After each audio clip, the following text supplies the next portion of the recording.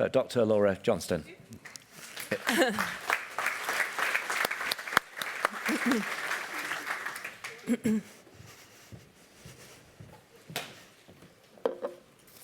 Thank you.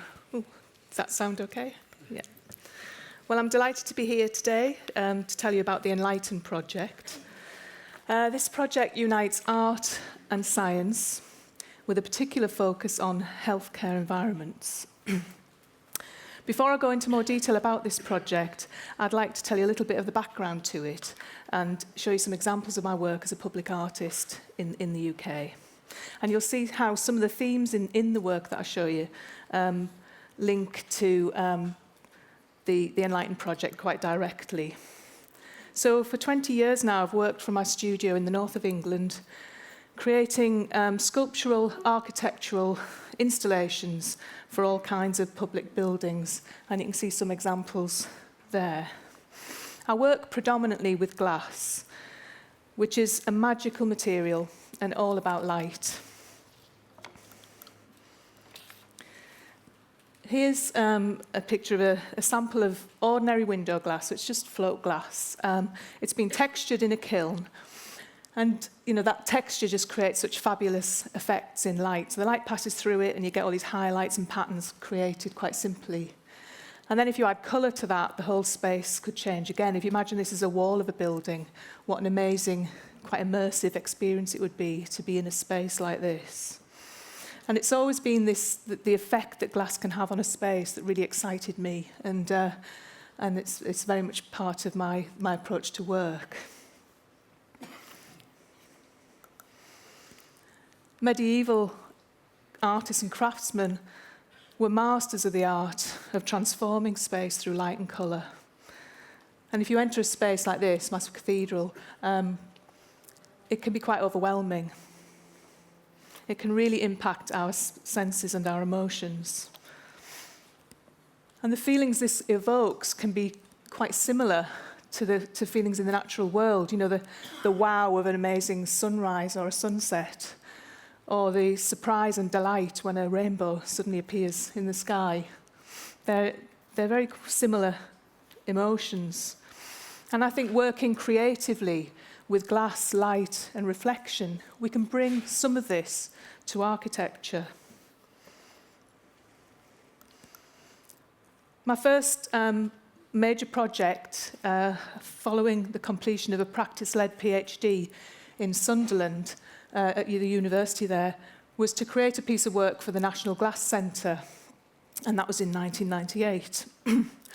I mean, this building celebrates glass as a material and is made predominantly of glass with a glazed roof, which you can just see there. And people can walk on that roof and look down into the spaces there and see people making glass. So it's quite an exciting building and a great opportunity for me to create something for it.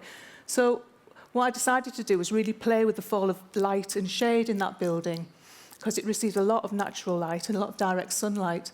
So I created a free-flowing sculptural form made up of metre-long panels of dichroic glass and inspired by the movement of fish. So it's quite a fluid form that leads people into the building. And this is dichroic glass. You can see on the right-hand side how dichroic glass is such an amazing material, because it can appear one colour, but it reflects the opposite colour. And as you move, it appears to change colour. So it's completely dynamic, constantly changing. So these panels are all at different angles and different heights. And the idea was that the light would hit them and be projected deep into the building. So on a sunny day, you could be sitting quite far away from this, and suddenly patterns of light would appear around you. So it was quite an exciting thing to happen. And also I wanted, this is a place where people might visit regularly, and the idea was to create a different experience on each visit and just enliven the building. So quick drink.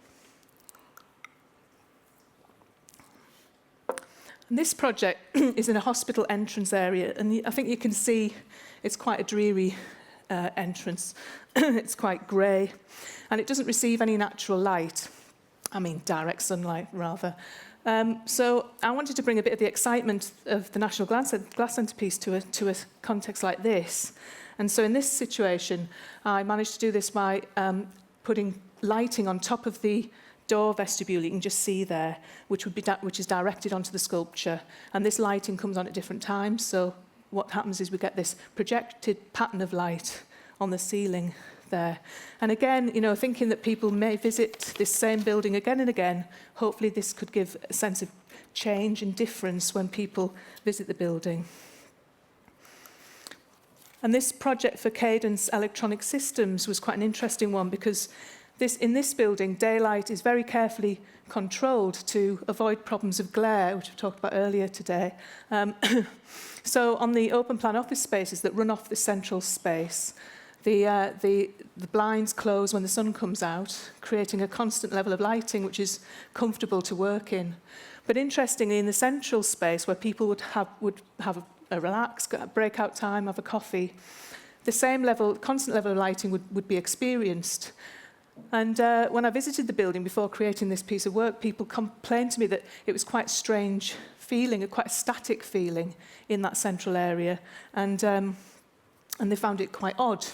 So what I decided to do is try to animate the space by creating this structure, which is a network of wires, lots of little glass elements, each one suspended on a single wire, so they move with the air currents, and we get this sort of dappled light and a shimmer that is just in the space, and it had the effect of bringing a bit of life and change to the space.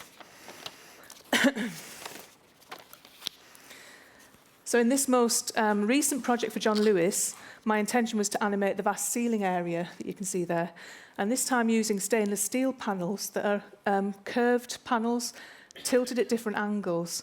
It creates an undulating sculpture that you can view from various levels. And each panel basically reflects in views of the outside, so we see planting up on the ceiling there, we see people moving around, and it constantly changes. Obviously the weather outside could be seen up there, and creates this sort of animated ceiling full of light and movement. So I hope that briefly gives you a quick whistle-stop tour of some of the work I've done and the approach I've had to these projects and working with existing buildings. And it brings me here to the James Cook University Hospital in Middlesbrough, again in the north of England. And it's really where the Enlightenment project starts. This is a large hospital which has been extended over time. And we can see here the extension that was built onto it in about 2003. It's a teaching hospital, it's got accident and emergency, lots of different specialist wards in there. And as part of this development, artworks were commissioned, so you can see this bronze sculpture outside, and it being the James Cook University Hospital, the theme was Captain James Cook, so exploration, that's why you see the globe, and navigation. These were the themes that artists were given. And I was commissioned to create a piece of work for the internal atrium. So you walk through the glass entrance there, into a reception area, then through into a big atrium space. And here you see the installation I created there. As you can see, it's based on the idea of the southern hemisphere and lines of longitude. But my intention really was to surround people with light and again bring change to that space. So these panels all supported on the wire structure there. You walk through them, through the sculpture on two levels on the bridges, and from the ground floor you're looking up into the sculpture. And from every angle, the thing appears to be different. And also the general lighting level in that space. There's no direct sunlight again, but obviously you get some subtle changes. And this glass responds to that. And in the evening, again, it looks different. So I was really hoping, again, to bring some sort of sense of changeability to this hospital area. So in 2009, I received this email from a visitor to the building. And I was really moved that somebody took the time in such dire personal circumstances to contact me, a husband in intensive care. And I was obviously, really interested to hear what she had to say about what she'd observed about the artwork. And the fact that it gave her some release from her situation and worries was a really powerful message to receive at this time. And later this same year, my relationship with the hospital became a more personal one when my brother was diagnosed with a very rare and very cruel neurological condition. which resulted in lengthy periods of paralysis and very long stays in this hospital. So up until his recent death in the hospital, he would spend months, and at the maximum stay I think he had there was 2 years, in a hospital bed on a ward in this place here. So obviously over these 8 years, myself and my family got really familiar with the hospital. Beyond the lovely entrance area and the artworks, we were in all the other areas of the hospital every week, and lots of time spent there, including intensive care. And this is a typical view of an intensive care unit. It's a very strange environment because obviously you're surrounded by very necessary equipment and monitors, but often there's no natural light or very little connection with the outside world in spaces like this. And if you've been to one, you'll probably have had the same experience. So it's quite an alien space to be in. And in this particular hospital, having been extended and then extended to create the big hospital that it now is, there are lots of internal corridors. These are other typical views that you might have in that hospital of if there is a window, it might look onto a brick wall. And then the corridors can be internal and lit with the sort of lighting you see here. So again, real disconnection from the outside world. Delirium is quite a common problem for patients in intensive care units and in high dependency. And it's not really understood what causes delirium, and it's very difficult to treat. But certainly, having spent time in these places myself, and my brother did suffer from delirium, it's such a strange environment that this disconnection from knowing time of day or the weather may well be a factor in delirium. So this experience has really made me feel and wonder whether there was anything that we could do, not just put the artworks in the big entrance areas, but is there something we can do to bring a sense of change and a sense of time to these places that would change the way people would feel in them by using light? Could it make a difference? And that's where the Enlighten project, that's what the focus of the Enlighten project. And our aim really is to create a range of devices, I've called them. But they are things that can be taken to a range of different settings and installed quite simply in these spaces. So they need to be practically possible, they need to be affordable, and they need to make a difference. So we're looking at 3 main lighting experiences as part of this. And the first is just changing the ambient light. So there are lots of different lighting systems available, as we all know, I'm sure, that can bring a sense of change to spaces. And we're using them. We're installing readily available lighting systems into some of these spaces and bringing that sense of change and seeing what difference that can make. Another experience that we're interested in exploring is to create a view where there isn't a view. So if you can imagine a room where there is no window or the view of the window is not, you can't see it from the hospital bed, can we create something that is a focal point on a wall which brings to that space a sense of time and a sense of light changing through the day? So it takes it beyond just a picture on the wall of a landscape. We're interested in seeing whether something more abstract, a diffused view through glass onto something that gives movement and change, whether this can actually bring anything of the value of a view. And obviously it would be a source of light within that space as well. Another way of bringing a view is to use reflection. And here's a lovely image. We can see the sky in a puddle of water. It's simple as that. We're bringing the sky onto the ground here. Is there a way we can use reflection in these spaces to improve a view? So you may have a view from your bed, but it may be onto the back of the building next door. Can we, by positioning mirrors in a space like this, just really extend that view and dramatically change that person's experience of the space that they're in?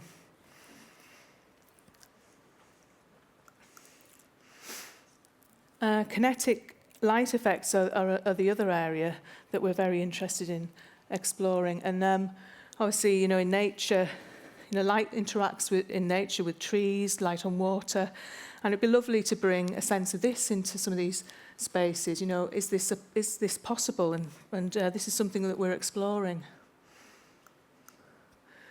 One method here, this is an installation, temporary installation in a hospice, and obviously it's a mobile, as you can see, and it's bringing light from the upper level of the building deep into the space by these swimming light effects that you see there. And I've recently installed a similar thing outside of a day room at a hospice, so it's actually outside of the building, and that's receiving that direct sunlight and projecting it into the building, into spaces that wouldn't receive direct sunlight ordinarily, and that's producing quite interesting effects. This is a space within the university, and you can see on the right there, on the picture on the left, high up on the right, there's some thin windows, and they receive direct sunlight, which appears as a line of light on the opposite wall there. You may be able to see it. And what you're seeing here is a close-up of the ceiling and some light patterns emerging. Now these have been created by installing, I've called them dynamic light shelves. It's just reflective, textured materials as a shelf, if you like, in that window area. And as the light hits that, we're having light redirected up onto the ceiling and creating these patterns. And the movement we can see here is partly affected by moving clouds. They get reflected in this material, so that light pattern would change with that. There's also, on the other side of the wall here, a tree, which you can't see when you're in the space. But as that tree moves, that again affects these projected patterns, animating that ceiling area. And it's a situation where it's very little material being used, and yet the effect can be quite extensive. So it's something that's I'm looking to develop further, and I'm exploring it at the moment. So the Enlighten project is a 12-month project. It's been sponsored by the Arts Council and Durham University, and now Leverhulme Trust, who have sponsored my residency within Durham University. And working with the biomedical scientists there and the academics, we're working together to explore these ideas. So there's various stages to it, which firstly it's the development of these various devices and the installation of them, firstly into hospice spaces and the more public areas of the hospital, so public waiting areas and things. And then later we're going to move into the high dependency areas and intensive care with ones that are appropriate for those spaces. Evaluating the impact is obviously a big part of this project, and with the involvement of the academics at Durham University, we're looking at a range of different methods. So firstly, anecdotal evidence. We're very interested in that. So how people actually feel about the spaces before and then after is something that we're gathering. And then physiological changes is something that the biomedical scientists are exploring. So they look at things like blood pressure and other health indicators that are measured regularly, and then see how that might change when the lighting changes in that particular space. And then behavioural changes, where people look and where people choose to sit. All of these various different aspects are things that will inform us as the project goes on. And we're hoping to be able to draw interesting conclusions by the end of this project. Thank you.